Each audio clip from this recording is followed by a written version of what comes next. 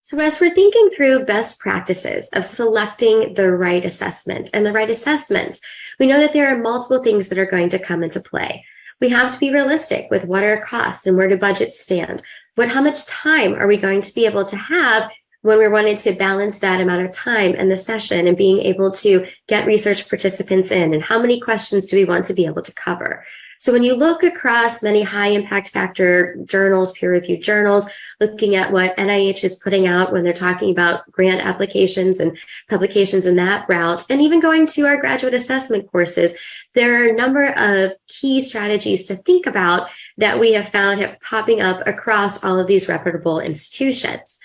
The first piece, and as many as we know, but sometimes it's important to get back to these basics, is going to be to define the actual project goals and the outcomes from the start. We find that many times we may be picking and choosing different assessments, but what do we really want to get to at the heart of it? And when we're doing this at the start of the project, it's going to make it easier to be able to be more efficient and effective with our assessments for our research.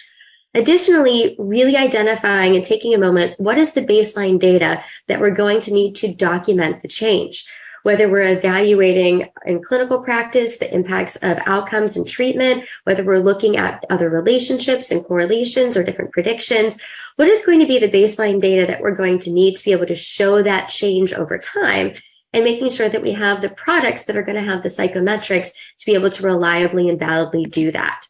We're also going to make sure that we're incorporating our assessment design into the development of the project from the beginning, not just the questions, but how do we want to have these questions answered?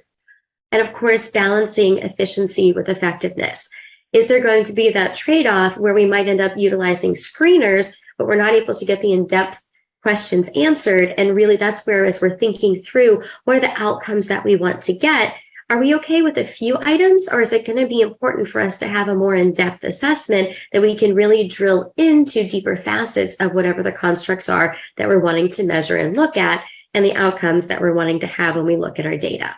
And then, of course, being able to also examine those psychometrics to make sure that we have the ability to really answer those core questions, and that the assessments that we're using are going to be those high caliber assessments with the reliability and the validity. And that's why at PAR, we're very excited to partner with you with your research through all of our assessments that do meet those high standards.